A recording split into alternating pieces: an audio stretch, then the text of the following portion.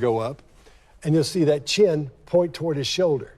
So that's what's going to happen when he does that. There it is. Every time I've ever seen it, and a couple of FBI agents that I know have seen that, that's how we started talking about it, that has always been a deceptive cue. Oh, we all knew that this man was in complete panic based off the little bitty body language, stimulus that we've seen. But this right here is real in depth.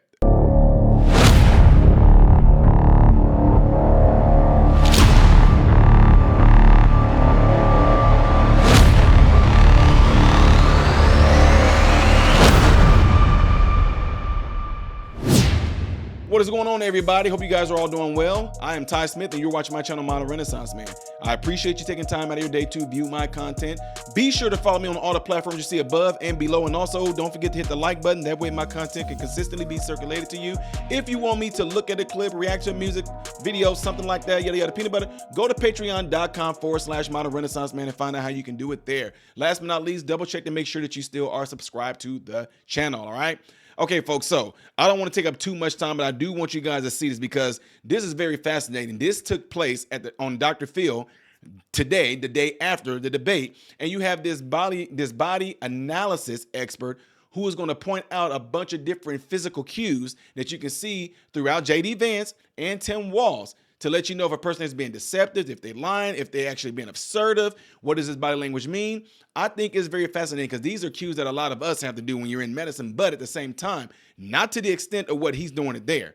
Ours is more looking out for things like child abuse, spousal abuse, domestic abuse, things like that while we're doing like our evaluations and things of that sort, right? But anyway, make sure y'all check this out and watch it in its entirety because it's pretty neat. And like I said, in the beginning, there are some things in here that I know that you guys will look at this and go, okay, we saw that, we recognize that. But some of these other things in here I found to be very fascinating. Check this out. Now, Scott, you watched tonight's debate really closely. What was your general feeling about the two candidates in terms of their preparedness, their composure, and how well you think they connected with the viewer? We saw opposites, polar opposites. They were both prepared, but one is not as good at being a debater as the other, not as relaxed. Okay, hold on. Which one do you think who do you think he's talking about? He says one of them is not as a relaxed debater as the other. So you think one is more skilled at debating? Oh, very much so. And how many of you think that's J.D. Vance? How many of you think, no, he's talking about Walz? Just you? All right, see, what am I going to do with you?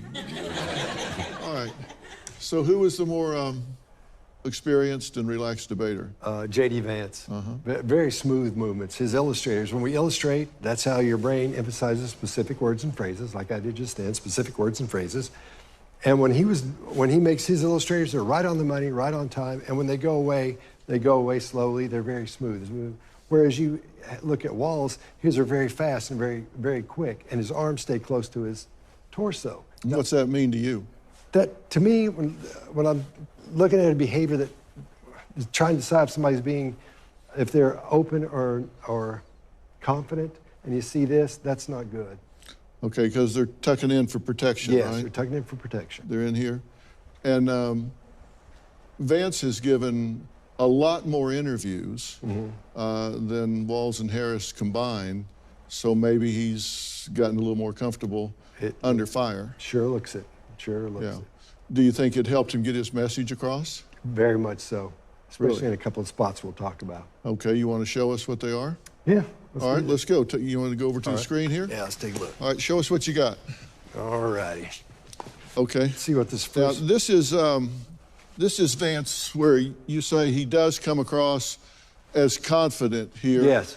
Does that mean he's more believing what he's saying? Oh, yes. This is someone who is a true believer, who believes in what he's saying, being completely honest with what he's saying, nothing to hide at all. Right. So. And what are we looking for?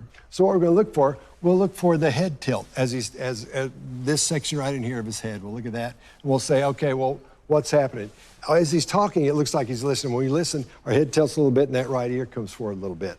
When he's looking at Walz, what we're seeing here, we're seeing this begins panic almost.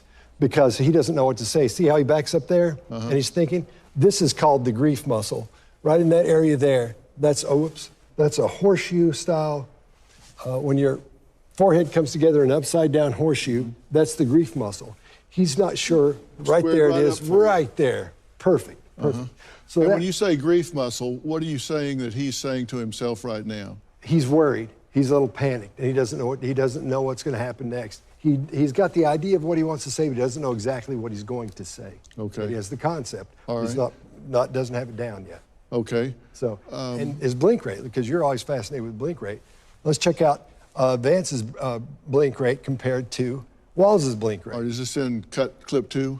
Oh, sure. Right, blink rate, is this where you're looking now? Yes. This is up for him, because as he's thinking, your eyes will blink. But as your stress goes up, people blink anywhere from 15, 20 times a minute. And here we're seeing that's about right for here. But that's about right for his blink rate. And over here, he's not even talking, and we'll see his blink rate skyrocket in just a couple of seconds there. So keep an eye on that. But at the same time, here are the illustrators I've been telling you about. He doesn't do anything unique, and these are all classics that a lot of people do. So he hasn't been out rehearsing which ones to use. He uses the classics, this one, the karate chop, and then the framing stuff. So everything there is fine, and everything lands on the money. When the words he's emphasizing, those hit on those words, and that's really important. Okay, now we want to see the blink rate here. Can we roll this back just a little bit, or is it still to come on this? Okay. All right, here we go. All right, so when you see a high blink rate, it means somebody's under a lot of stress. Right, a lot of stress. Unless you see them, unless they're fearful, where we see some of that as well. His eyes are wide, and notice how slow his eyes blink right there, because we call that shutter speed. You're hearing something or seeing something that you don't agree with or don't want to hear or see. We call it eye blocking as well.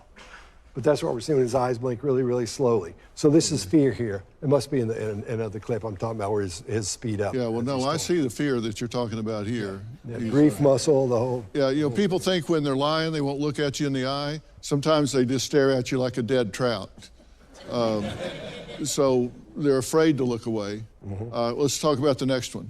All righty. All right, this is the third one. And this is a clip where Governor Walz and Scott says he's being deceptive. Yes, at the end, we're going to see as he says this phrase, he says, people are getting what they need. That's the last thing he says. And when he does that, you'll see this left shoulder go up right there.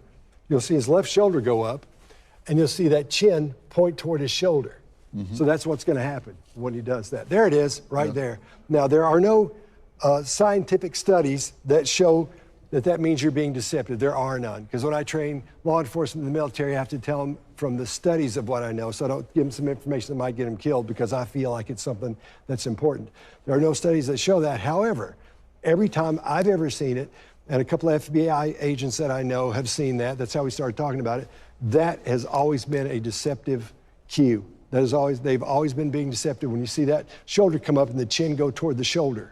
So what this tells me here is he doesn't believe what he's saying there. He knows that's not true, or he knows it himself doesn't believe it to be true. So that's what we're seeing there. That's why that's really what important. You see when you go. Yeah, you get that thing. I don't know. I don't know where we're going. All right, you're scary. So.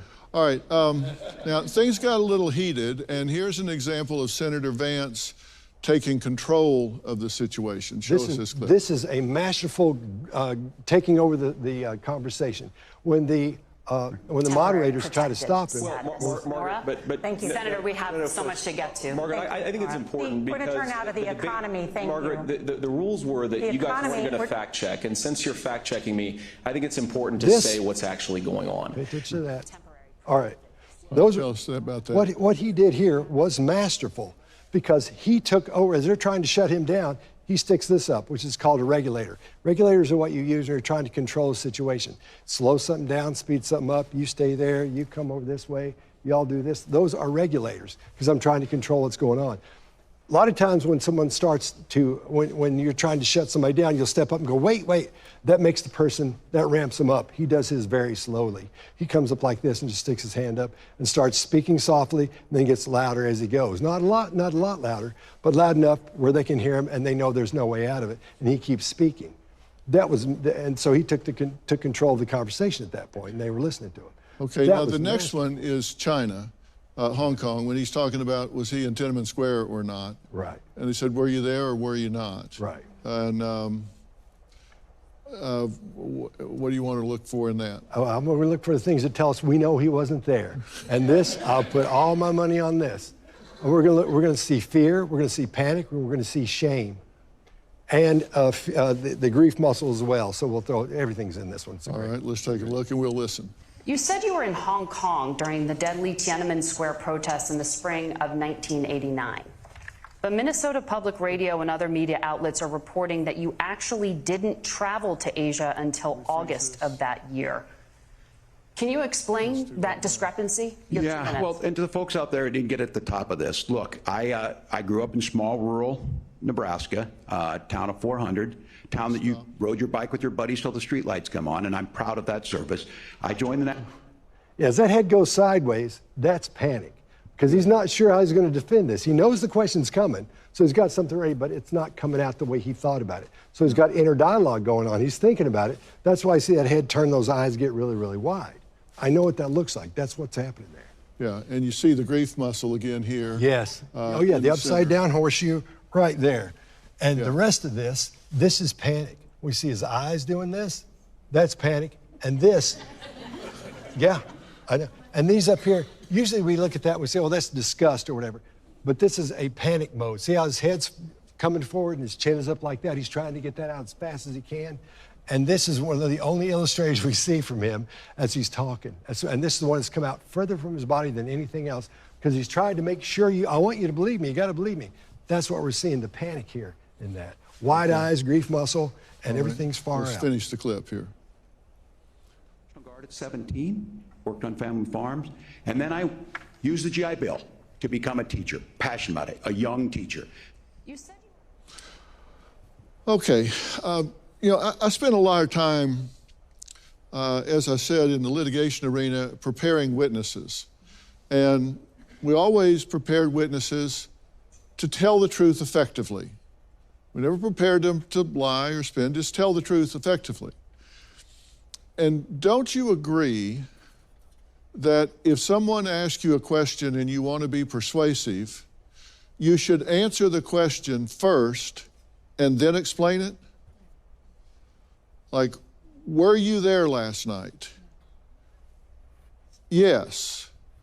Let me tell you why. As opposed to, were you there last night? Well, you know, wait a minute. Were you there or were you not? Don't you want to hear the answer up front? And the question was, you said you were in Tiananmen Square during that showdown, and were you or weren't you? Well, I was born in Nebraska in a town of 400, grew up on a farm, eating corn or whatever. As you know, we call that chaff and redirect. He gives out a lot more information, hoping that your brain will follow that information and not ask any more questions and forget what you're talking about. That's why when you're asking a question, they go, well, listen, here's what really happened. When I get up in the morning, I eat toast every day. And they start talking about something that has nothing to do with what the answer is. Wasn't that crazy? Wasn't that crazy? I mean, look, I'm talking about you can do this, but I would like for them to do that every time there's a debate. I mean, you do it with both parts because to me, I'm a type of person that I like to learn. The more I know, the more firepower I have in my arsenal, right?